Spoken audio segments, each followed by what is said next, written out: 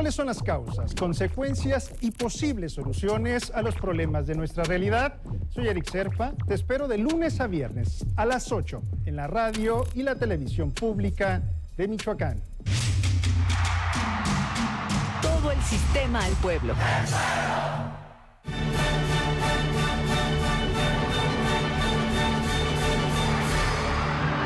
Todo el sistema al pueblo.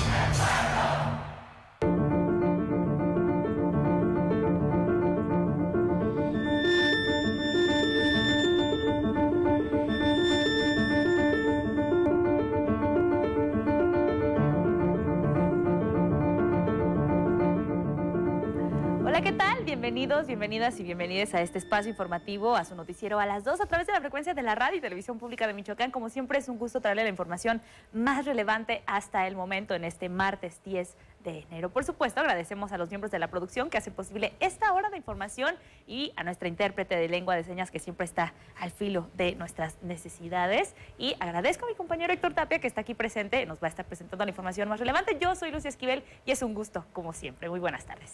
Buenas tardes, Lucy. Siempre un gusto y por supuesto no solo yo también estaré presentando la información, lo haremos de la mano, de manera conjunta.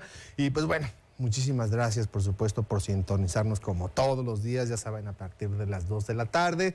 Y como es una emisión multiplataforma, no solamente puedo hacerlo a través de la radio y televisión pública, como lo hace mucha gente, por supuesto, en la entidad, sino también puedo hacerlo de manera digital a través de nuestras plataformas, nuestra página web, www.sistemamichoacano.tv y en nuestras redes sociales, particularmente YouTube y Facebook, donde el streaming está completamente en vivo. Ahí puede seguirnos también, pero además también puede conocer nuestros contenidos a través de otras plataformas como son Instagram y TikTok, donde también ahí compartimos otro tipo de aspectos, pero que también pues forman parte de esta comunidad de contenidos que tenemos en el sistema michoacano para usted. También saludo con muchísimo gusto a todos los que nos siguen a través de Mexicanal. Claro que sí. Un saludito y un abrazo, sí. Y a los niños que van saliendo de la escuela nos están escuchando mientras se trasladan. Sí. Eso es importante. Muy bien. ¿Qué te parece si vamos a escuchar un adelanto de lo que tendremos este día? Así es, vamos con el adelanto. El actual gobierno de Michoacán ha dicho que acatará las recomendaciones de la Comisión Nacional de Derechos Humanos para la reparación del daño en el caso de las ejecuciones extrajudiciales en el caso Arantepacua. Silvana Aureoles afirma que sí pidió disculpas. Actores políticos se refieren a la designación de Yarabí Ávila como la rectora de la Universidad Michoacana de San Nicolás de Hidalgo. Es necesario actualizar un atlas de riesgo en Morelia, advierte la directora del Instituto Municipal de Planeación. Y en la cultura, realizan el tradicional concurso de danza de cúrpites en San Juan Nuevo. Comenzamos con la información. En efecto, arrancamos con la información. Le comparto que 11.4 millones de pesos se van a destinar para resarcir el daño a los afectados por el suceso de Arantepacua.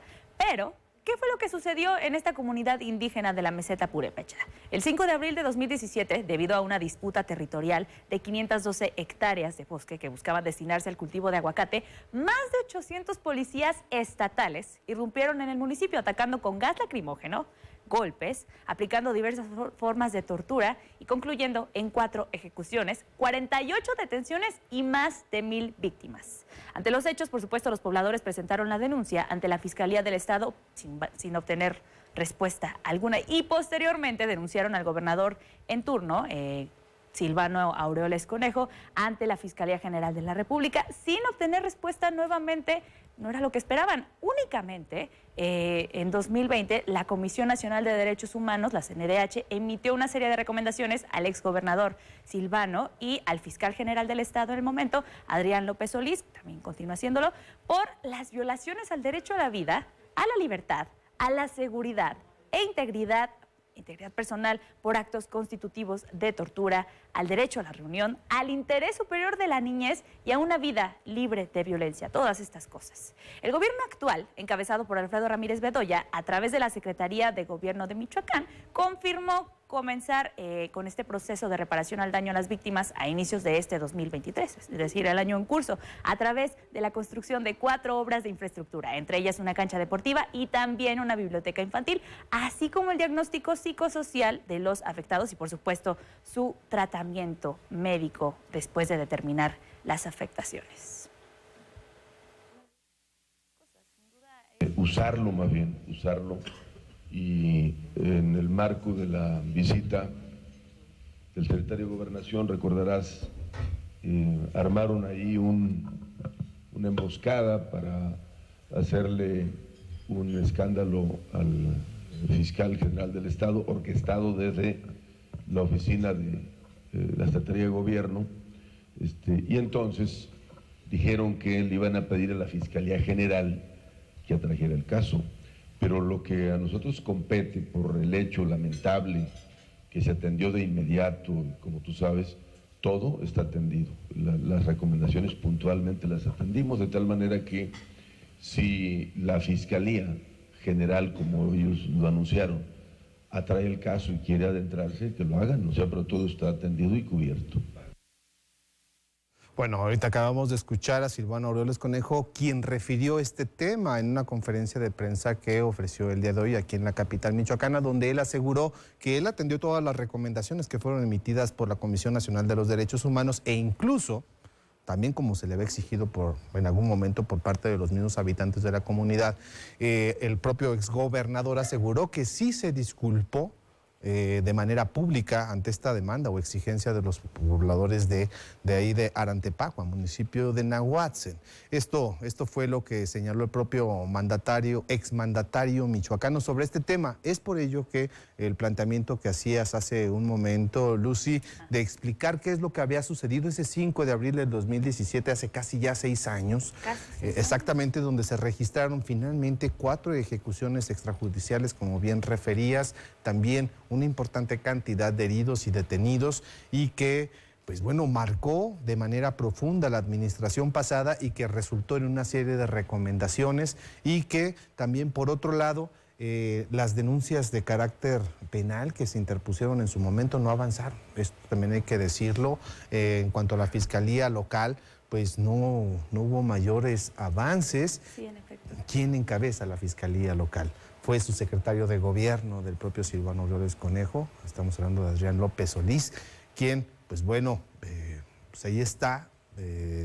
Todo esto lo que se ha dado al respecto, y yo estoy seguro que esto va a ser un tema que va a comenzar a dar que hablar conforme se vaya acercando esta fecha conmemorativa del 5 de abril, donde pues también es pretexto para recordar un poco todo lo que se vivió en ese año, en esa comunidad, y que, pues bueno, si ya también el gobierno del estado anunció una serie de medidas y acciones para tratar de acompañar a la comunidad, a los habitantes de Arantepacua, pues para también pedir disculpas en parte por algo que sucedió en la administración pasada, pues va a estar ahí generando muchísimo ruido, y que, pues bueno, en este caso el exgobernador Silvano Aureoles Conejo refirió que si se está tratando de traer de nuevo a la discusión tiene que ver con cuestiones políticas. Yo no creo tanto, pero... Lo dudo, pero es que para empezar, es catalogado como una masacre. Claro. De esta dimensión es esta noticia que le estamos compartiendo. En segundo lugar, que el gobierno actual tenga que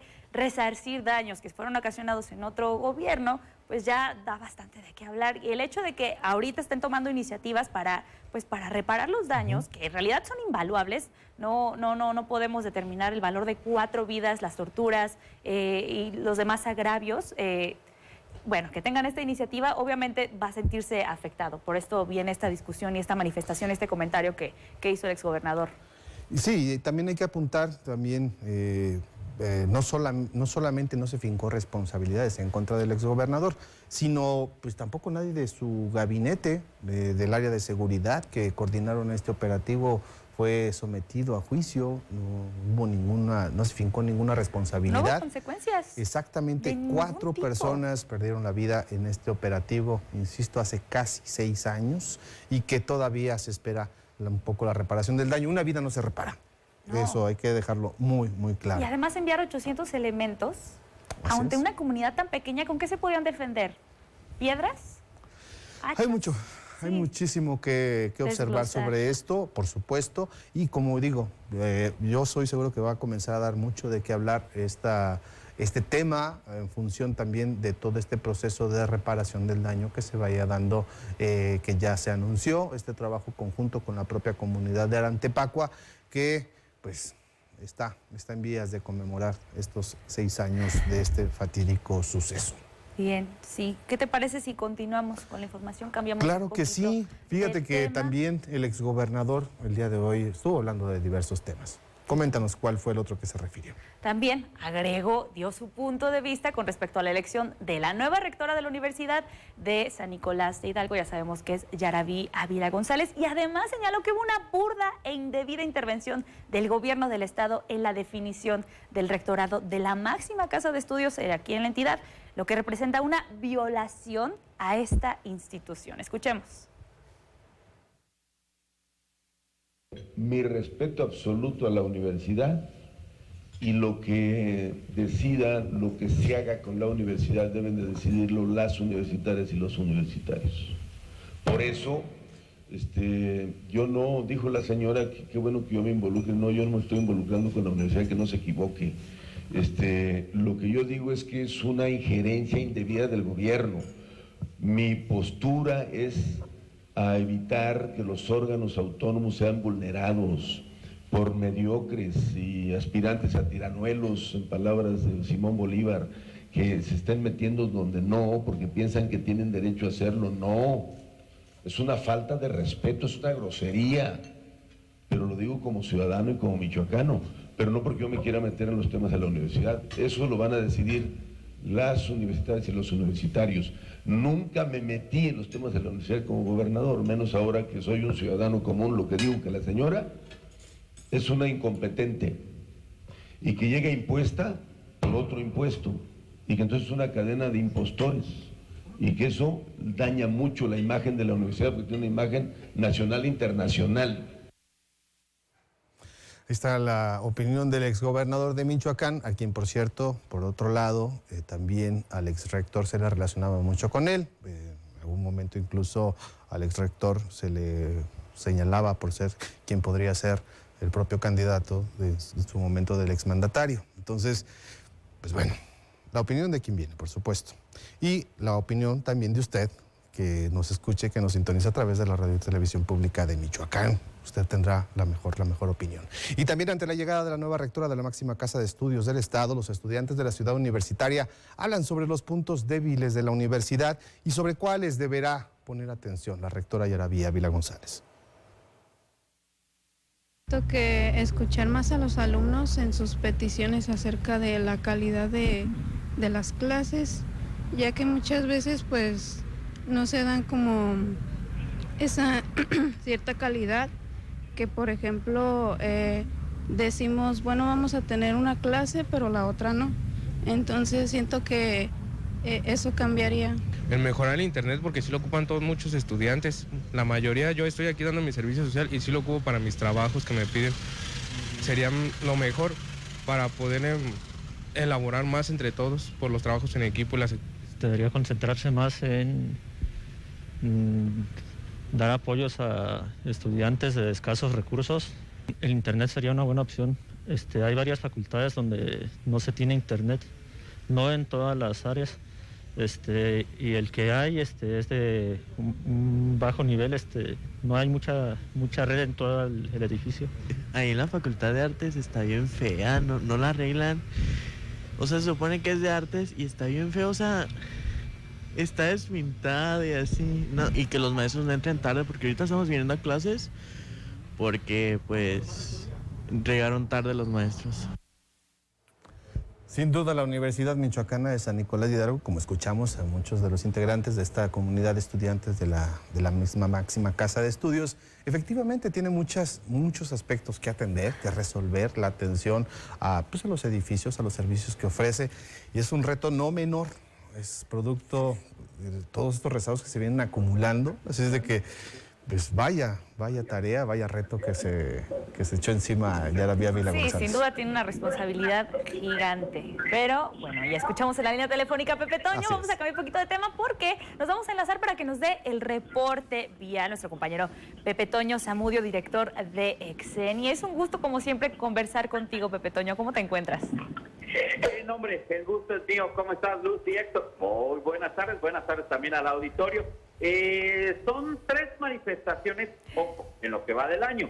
3 en lo que va del año. Una el día de ayer, por parte normalista. La segunda, este mediodía, también por normalistas, se torna a la Fiscalía y que en este momento 2,15 han comenzado a retirarse, de acuerdo a que, bueno, pues ellos llegaron para un tema de una audiencia con 2 de sus compañeros normalistas y por eso se reunieron aquí en la Fiscalía, no sin antes reunirse, concentrarse en Sangari, donde habían estado el día de ayer, y que, bueno, pues realizaron esta marcha hasta llegar a la Fiscalía. Ya en este momento se retiran en operación hormiga, es decir, sin bloquear realidad, sin hacer manifestación. La tercera manifestación del día, de lo que va del año, segunda del día, se trata de habitantes.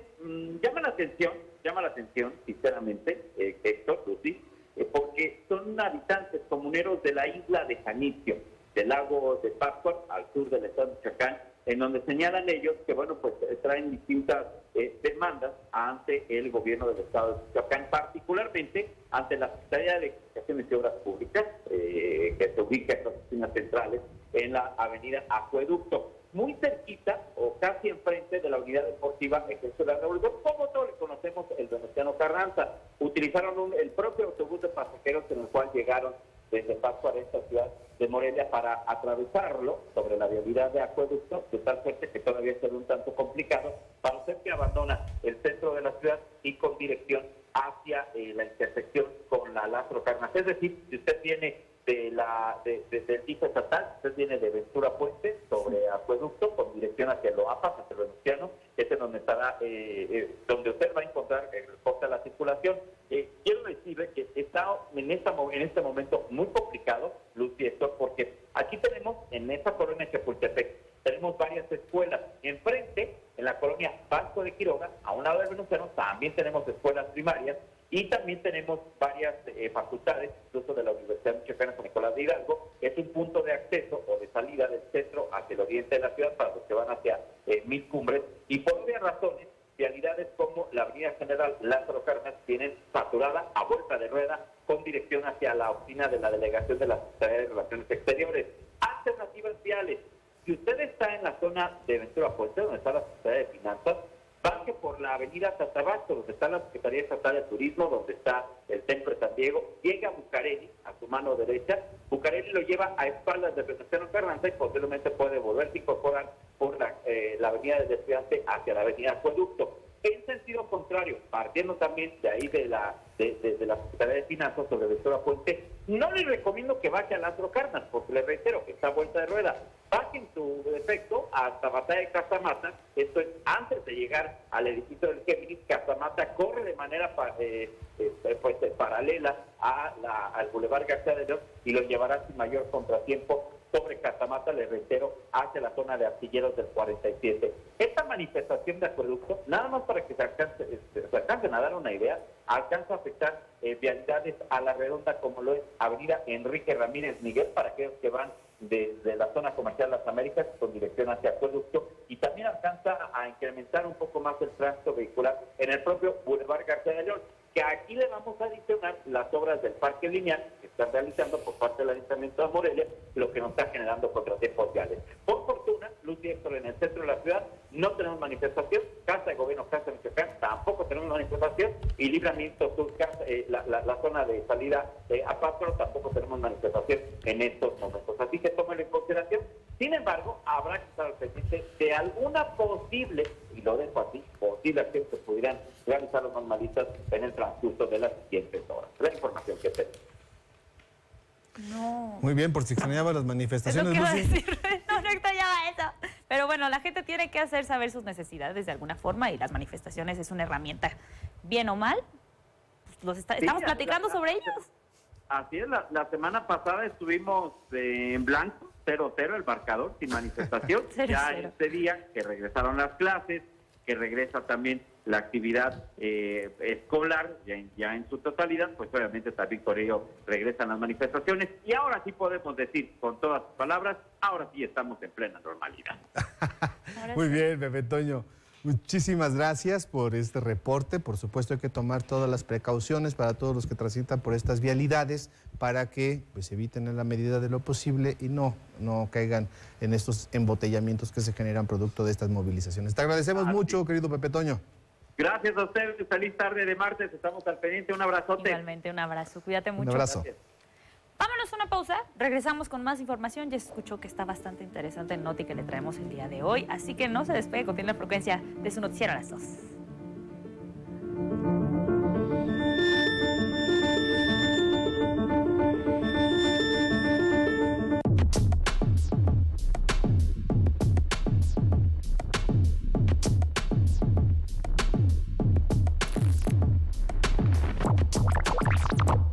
¿Cuáles son las causas, consecuencias y posibles soluciones a los problemas de nuestra realidad?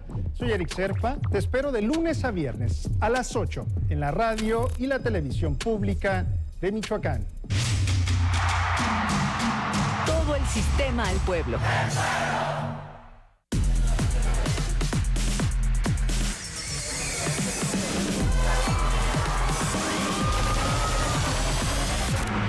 El cristal te acaba muy rápido. Quita el hambre y el sueño provocando alucinaciones y psicosis. Es muy agresivo para el cuerpo y la mente. Ahora el narco añade fentanilo para engancharte desde la primera vez. Y el fentanilo mata. No te arriesgues. Si necesitas ayuda, llama a la Línea de la Vida, 800-911-2000. Gobierno de México. Hoy en Mula de 6 con Daniela de los Santos, diputada local de Michoacán. Nosotros como legisladores tenemos dos funciones. Una es la de legislar y otra es la de gestionar. Los índices de violencia en nuestro estado son alarmantes. Es que Michoacán debería tener al menos 23 subprocuradores y tenemos 5. Fue Fausto quien me invita a la política. Efectivamente hubo diferencias.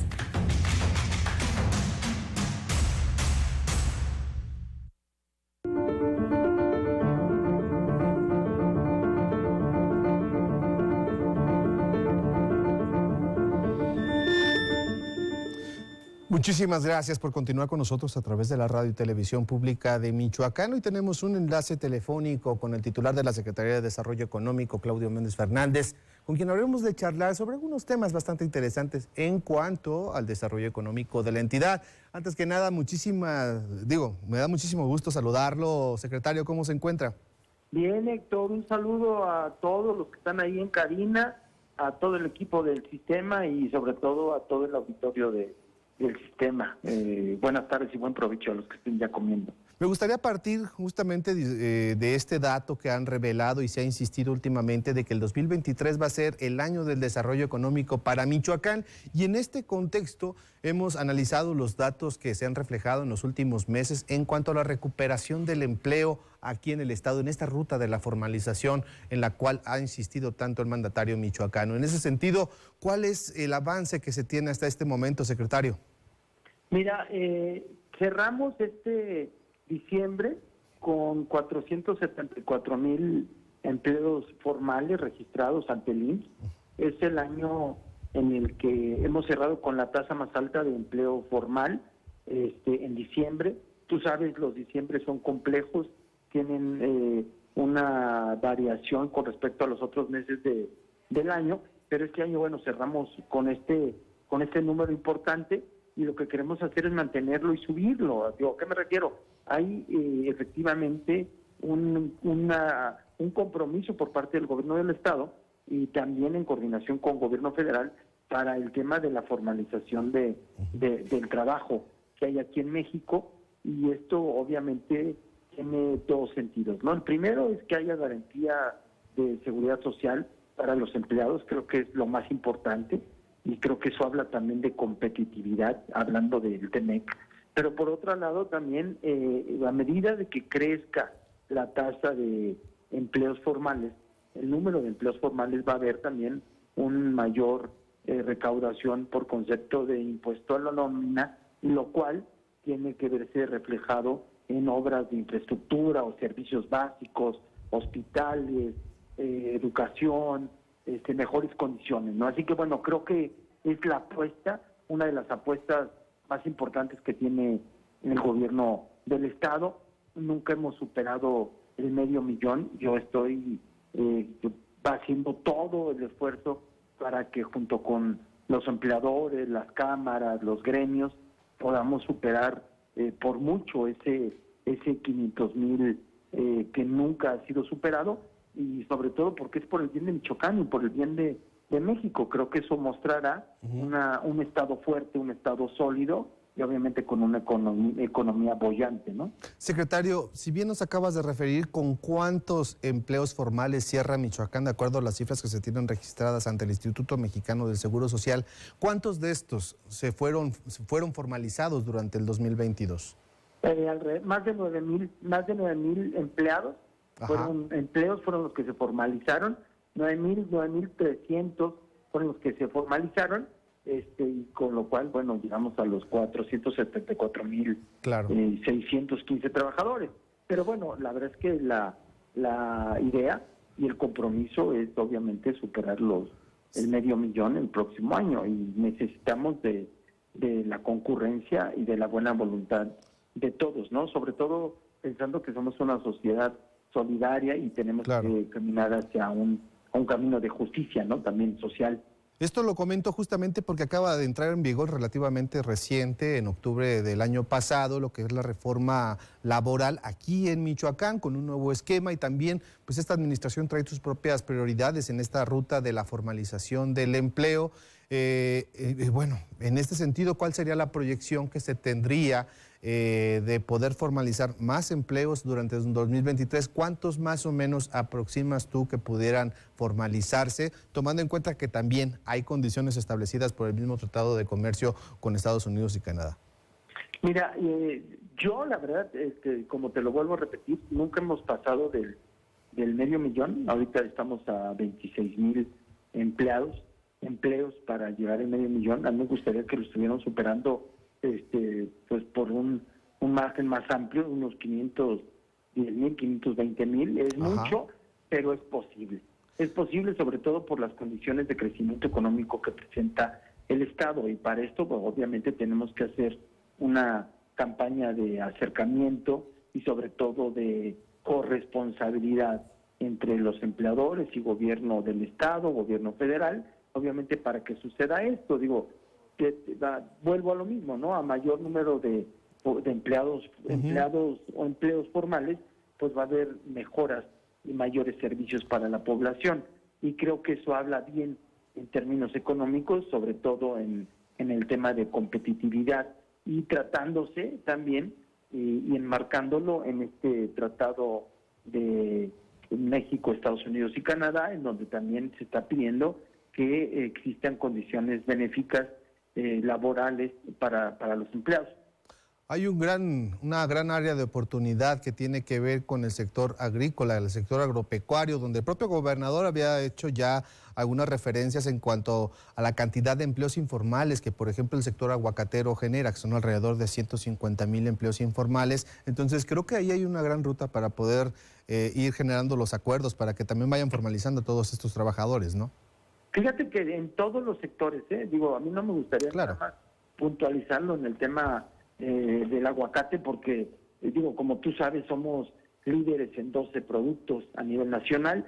Yo creo que todo el agro puede dar muy buenos números con respecto a la formalización del empleo, pero también, obviamente, las actividades secundarias y, obviamente, las terciarias, ¿no? El tema de que tenemos aquí hospitales, escuelas, también necesitan ellos colaborar y poner su grano de arena para subir este monto, pero sobre todo que se logre una mayor cobertura de seguridad social para los empleados, ¿no? Creo que estaríamos hablando ya de un Estado más sólido y con un desarrollo amplio en todos los sentidos. Para cerrar la entrevista, secretario, el puerto de Lázaro Cárdenas sigue generando expectación, sobre todo después de que se entregó en comodato, concesión, mejor dicho, a la Administración del Sistema Portuario Nacional, esta isla de La Palma. Entiendo que ya hay algunas inversiones por ahí en puerta para ser anunciadas. ¿Cuáles son las buenas noticias que tendrá el 2023 para el puerto michoacano?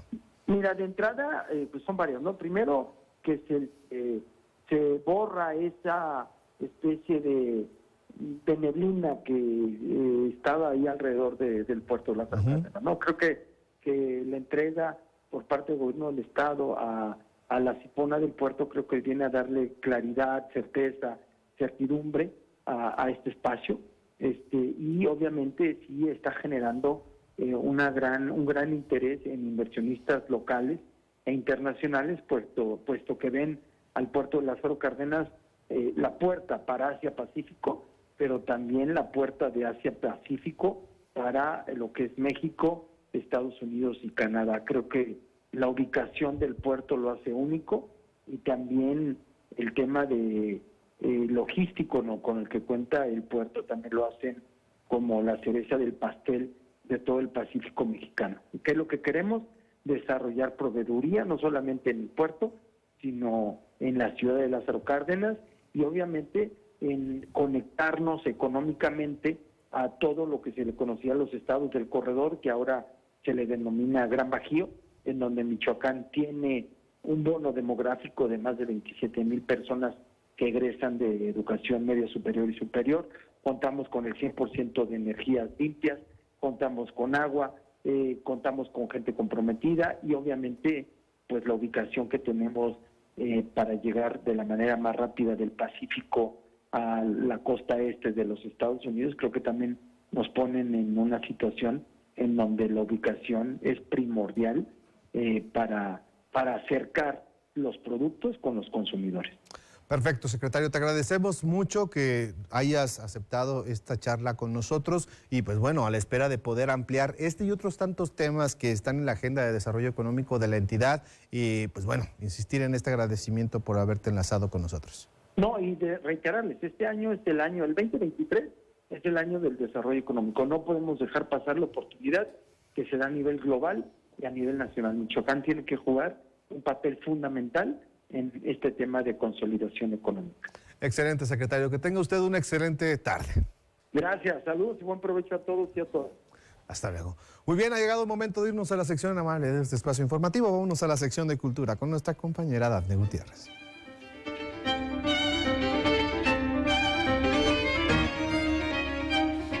Héctor, ¿qué tal? Muchísimas gracias. Así es, qué gusto saludarte en este espacio dedicado a la cultura michoacana. Y con gran aceptación por parte del público que se dio cita en San Juan Nuevo, se llevó a cabo la edición 2023 del tradicional concurso de danza de cúrpites. Los detalles hoy los tiene Carla Olaya.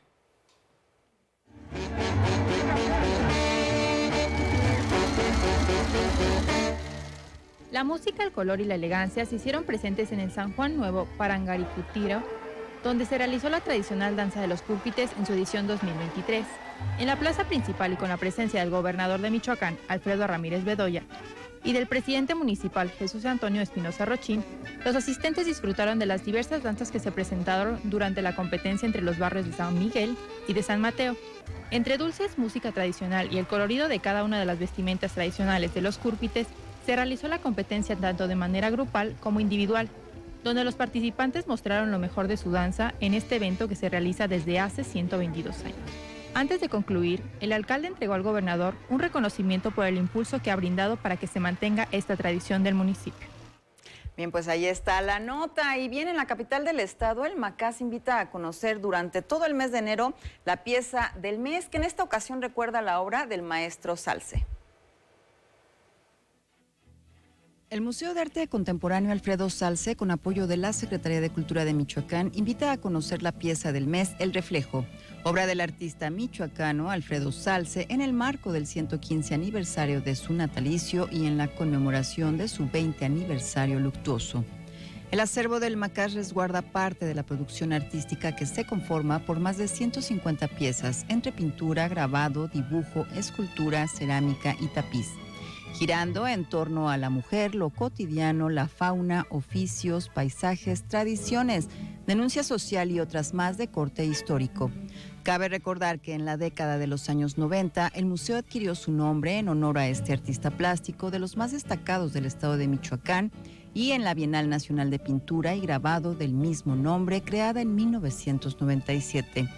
Para los interesados en conocer esta obra, pueden asistir al museo ubicado en Avenida Acueducto número 18, con un horario de atención de lunes a viernes de 10 a 19 horas, mientras que los sábados y domingos y días festivos de 10 a 18 horas. Para la radio y la televisión pública de Michoacán, Dafne Gutiérrez.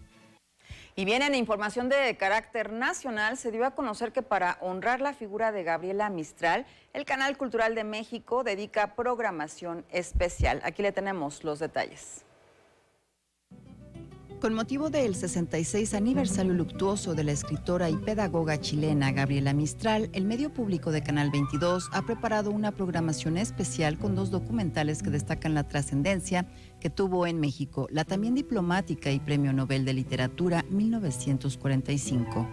El 10 de enero se presenta De punta a punta, tras los caminos de Gabriela Mistral, documental que a través de fotografías, grabaciones y testimonios presenta la infancia de Mistral en la ciudad de Vicuña y la relación que tenía con su familia, así como los sucesos que la llevaron al abandono de su educación superior, lo cual le permitió ser autodidacta.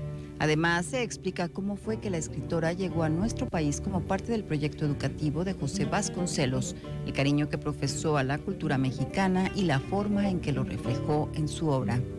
El miércoles 11 de enero se estrena Gabriela Mistral, Rondas de una niña errante en Veracruz, documental que narra la historia de sus 2 visitas a México en 1922 y 1948.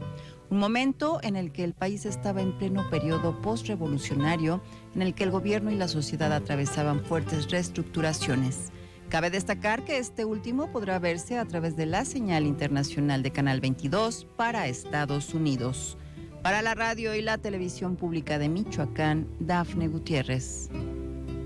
Lista la cultura el día de hoy. Antes de despedirme, les recuerdo que recibimos todos sus comentarios relacionados a este noticiero vía WhatsApp al teléfono 448-866-0901. Por supuesto que daremos seguimiento a todas sus peticiones.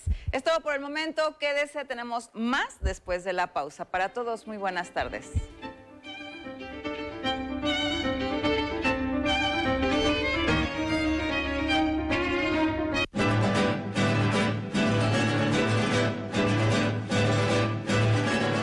Conversar es divino, pero los dioses no hablan. Digo, es increíble.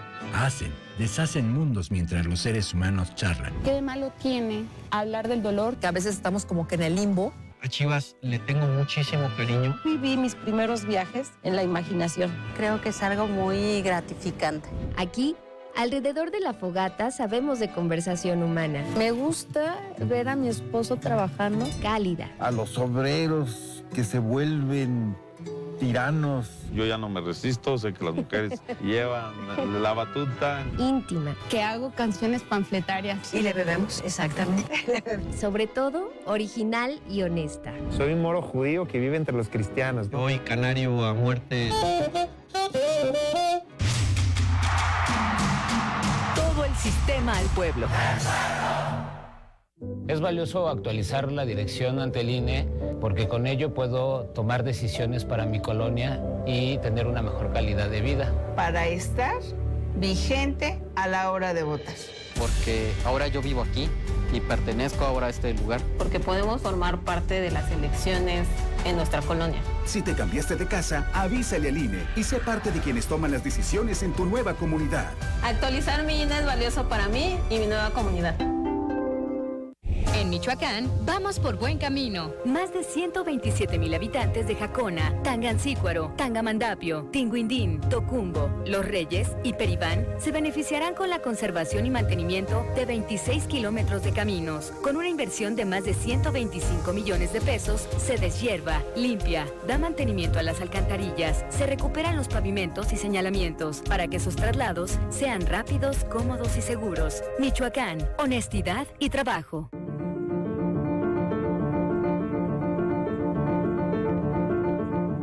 Regresamos con más información. Muchísimas gracias por continuar con nosotros y le comparto que este martes fue presentada la consulta pública de Plan de Desarrollo Urbano de la capital michoacana y principalmente está enfocado en vialidad. Escuchemos lo que la directora del Instituto Municipal de Desarrollo Urbano expuso.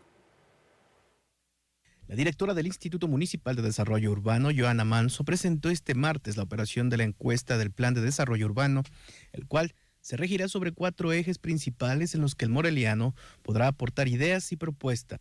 El Programa Municipal de Desarrollo Urbano es el instrumento donde se establecen las reglas del crecimiento y del desarrollo urbano de nuestro municipio, donde se establece qué zonas se podrán urbanizar, qué zonas no se podrán urbanizar y qué zonas ya están urbanizadas, y en donde se puede urbanizar con qué reglas de urbanización.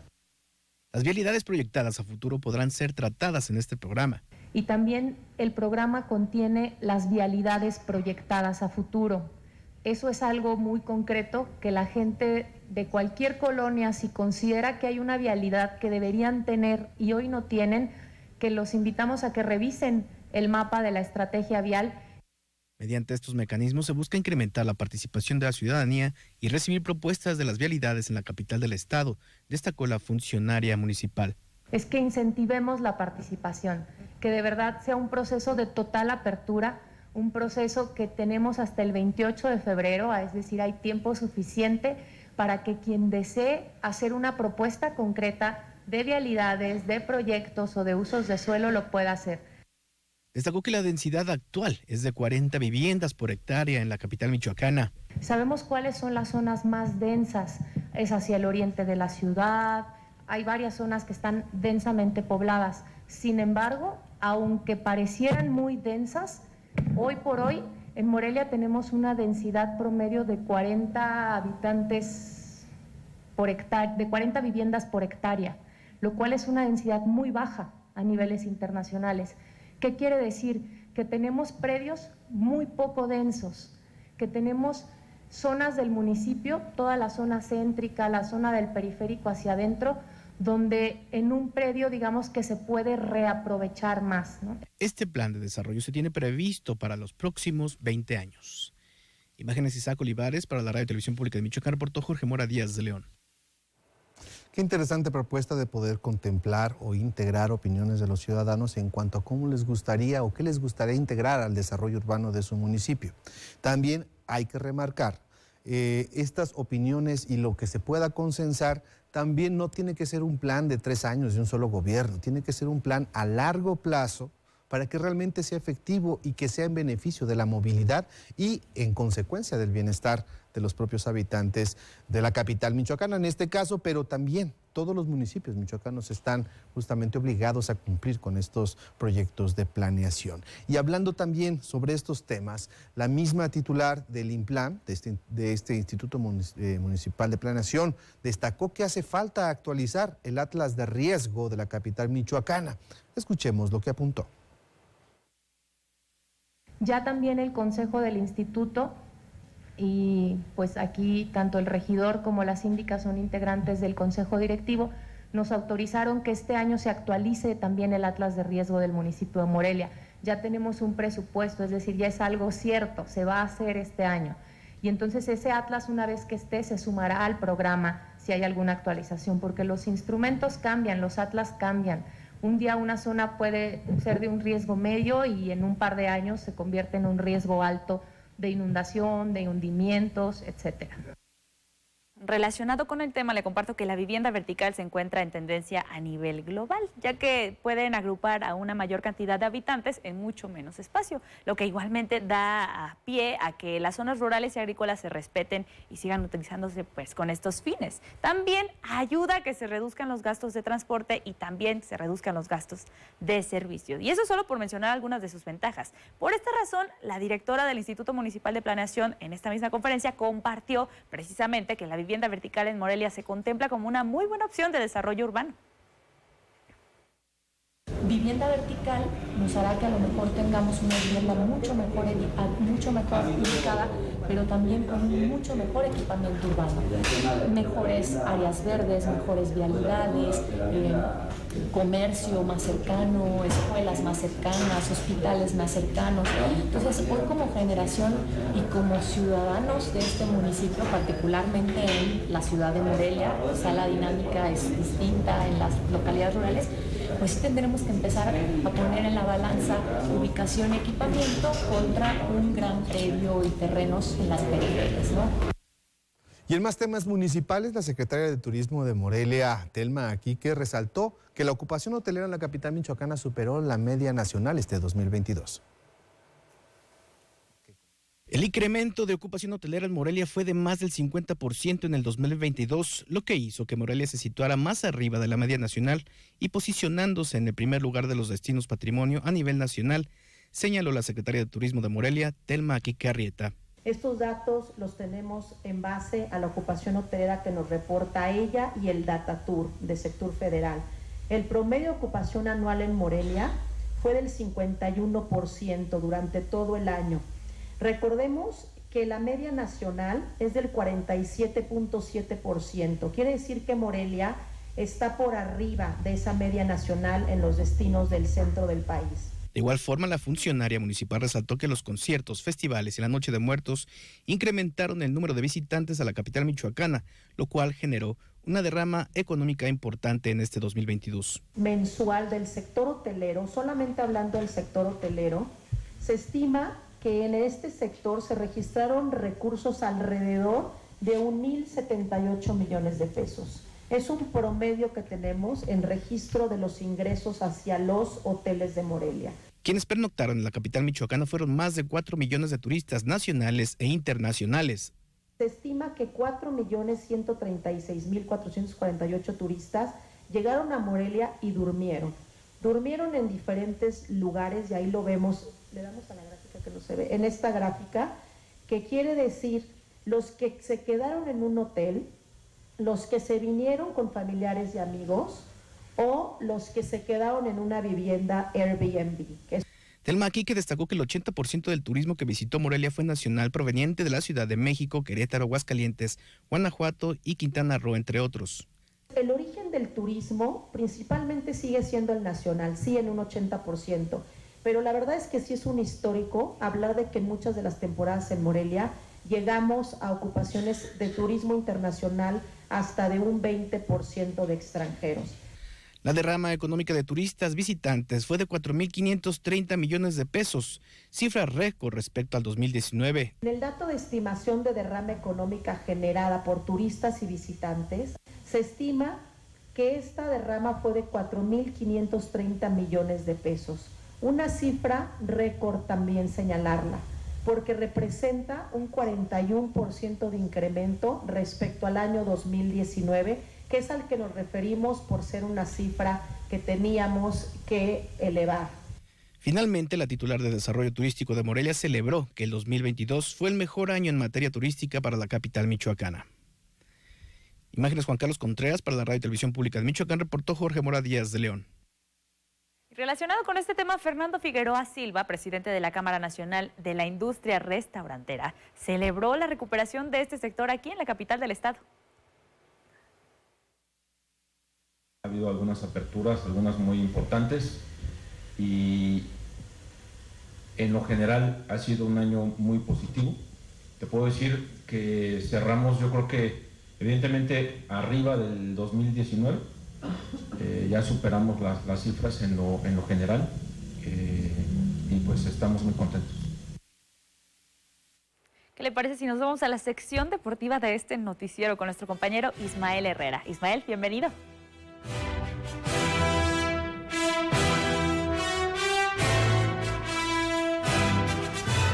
Gracias, Lucy. Y bueno, ya estamos en la información deportiva y comenzamos con que la escuadra de Zaguayo se adjudicó el título dentro del Campeonato Estatal Libre Femenil, el cual concluyó este fin de semana en Candureo. Cabe señalar que Zaguayo vuelve a participar en eventos de la asociación local después de varios años de no hacerlo. Con este resultado representarán a Michoacán en la justa a nivel nacional, la cual aún no se programa por parte de la Federación Mexicana de Fútbol en su sector amateur. Se contó con la participación de 6 escuadras de diversos puntos de la entidad. Igualmente está por confirmarse sede y fecha de los eventos estatales de las categorías 2006 y 2004 que se encuentran atrasados del año anterior. Con este evento inicia actividades del 2023 la Asociación Michoacana de Fútbol Aficionado. Bueno, todos estos eventos son o se retrasaron un poco del año anterior y se estarán pues desarrollando a la brevedad, pues viene ya el calendario del 2023. Invitan a participar en el selectivo que se realizará con miras al Torneo Internacional de Fútbol 8, cuya sede será Madagascar. Vamos a conocer los detalles. Con la intención de seguir con el fortalecimiento de esta disciplina a nivel internacional, se invita a los interesados a participar en la Copa Madewis Seychelles de Fútbol 7, para el cual habrá justas eliminatorias en varios estados del país, incluido Michoacán. El torneo clasificatorio se disputará en Toluca, Estado de México, del 17 al 19 de febrero, dentro de las categorías de infantes de 12 años y niñas de 13. Los equipos campeones viajarán con todos los gastos pagados a la justa, que se desarrollará del 24 al 30 de julio en la isla de Madagascar, donde enfrentarán a representantes de 9 países. Se limita a 16 equipos por categoría, con costo de inscripción de 24,000 pesos por equipo, que incluye uso de cancha, arbitraje de todos los juegos, una playera de partido y pants. Hasta el momento ya se confirma la participación de escuadras de Quintana Roo, Guerrero y Chihuahua. Por Michoacán se espera respuesta de equipos, para lo cual se pone a disposición el WhatsApp 44 32 17 07 04 para mayores informes. Bueno, pues ya sabes, si están interesados aquí en la entidad, también habrá la oportunidad de asistir a este evento, que primero será selectivo en Toluca y de ahí pues los campeones asistirán a Madagascar. Rebosteros de la Piedad se presentó este lunes en el torneo Clausura 2023 de la Liga Premier en Serie A ante Corcaminos de la Universidad Autónoma de Tamaulipas, con empate a 1 gol en encuentro que se desarrolló en el Estadio Juan N. López. Lalo Eguía al minuto 84 adelantó al cuadro tamaulipeco y José Chucky Torres emparejó ya sobre el 93 los cartones para la participación o la repartición de puntos. Reboceros cierra la jornada inaugural en el 5º puesto. Para la semana 2, Enrique Pérez y sus pupilos visitarán a Gavilanes de Matamoros el 14 de enero a las 3:30 en el Estadio Hogar. En el inicio, que bueno, pudo haber sido mejor para Reboceros, pero bueno, cuando menos ya se obtuvo un punto y esperemos tenga crecimiento, pues el objetivo es la disputa del título, así nos lo dijeron los propios directivos del club. Vamos a esto es lo que tenemos en la información deportiva, vamos a una pausa, volvemos.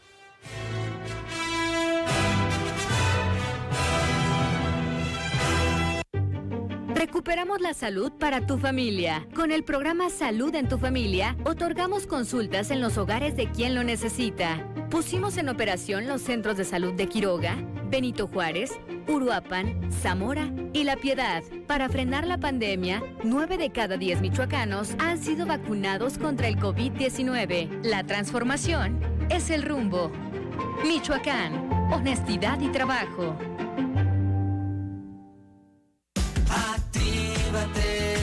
Deja tantito el ser y actívate.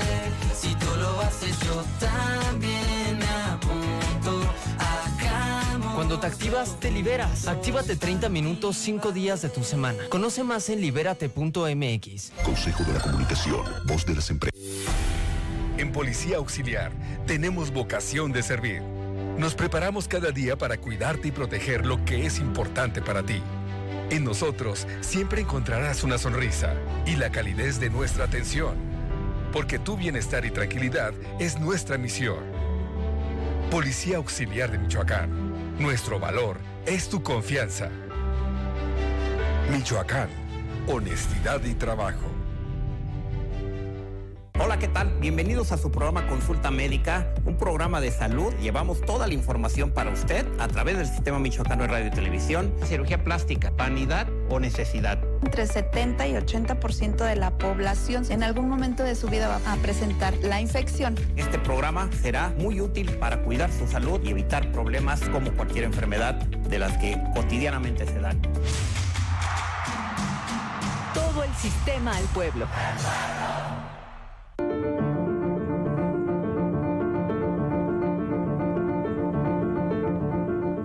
Muy bien, entramos a la recta final de este espacio informativo, de esta jornada del día de hoy. Pues muy bien, ahora vamos a escuchar la opinión de Carlos Mendoza.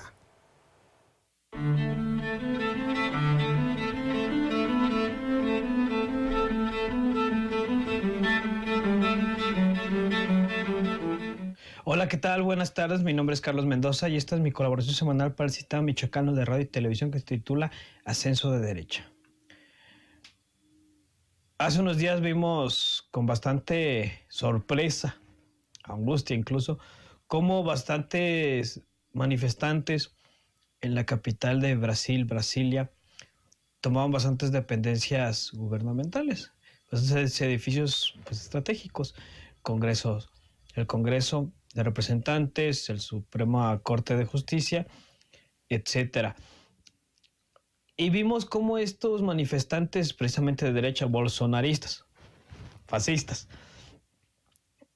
lo hacían muy similar a lo que ocurrió hace unos años, muy reciente, en el Capitolio en Estados Unidos. Lo mismo modus operandi, misma forma de realizar las cosas, donde manifestantes, en este caso también ultraderechistas, trumpistas, fascistas, tomaban el Capitolio de Estados Unidos y de una manera agresiva pues manifestaban su inconformidad con el nuevo gobierno de Joe Biden, y lo mismo su símil que acabamos de mencionar en Brasil con el gobierno recientemente electo y que acaba de tomar protesta de Lula da Silva. En ambos fenómenos vemos algo interesante, que es la ultraderecha organizada y que busca tomar el poder o recobrar el poder o ese coto de político que se tenía de la manera que sea, porque si es la derecha, si es la ultraderecha, antidemocrática, por antonomasia, así que son sus formas de operar. Pero lo que nos debe de alarmar, me parece, en ambos casos se restableció el orden y demás, pero lo que nos debe llamar la atención es que precisamente debemos poner mucho cuidado a cómo la derecha, la ultraderecha se organiza y se reorganiza, aunque pierdan las elecciones en el terreno democrático. Ese énfasis debemos de ponerlo siempre y llevarlo pues, a nuestra realidad, a la actualidad. Por ejemplo, en México, tantos memes, tanto nos burlamos de la ultraderecha porque pues, son unos payasos, son muy graciosos, porque no construyen nada, porque van a perder en el 24. En el 23, en este año, van a perder las 2 gobernaturas y en el 24 van a volver a perder la presidencia. Pero aún así tenemos de tomar nota y ponernos muy atentos a cómo se organiza la ultraderecha y cómo tomar en cuenta que son capaces de todo y de métodos antidemocráticos y de golpes de Estado. En gran medida financiados por Estados Unidos o por una corriente importante de Estados Unidos, a lo cual tendremos que pues, poner bastante atención. Así que de mi parte será todo. Les agradezco y que tengan muy buena tarde.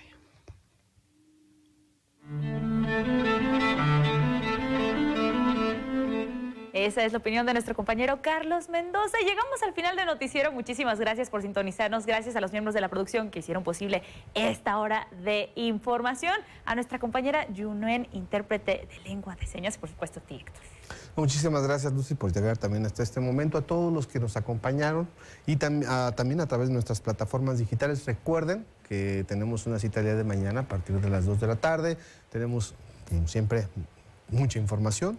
Salimos a la calle a buscar la información más importante para que usted esté al tanto, bien informado. Pues hasta bueno, mañana. Vámonos porque ya hace hambre. Ya provechito. Nos vemos. Hasta mañana.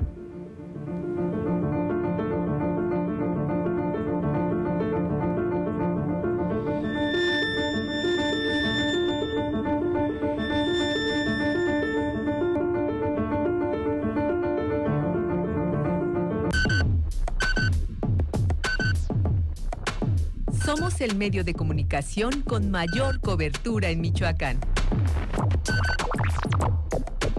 Somos tu geografía visual y sonora. Todo el sistema al pueblo.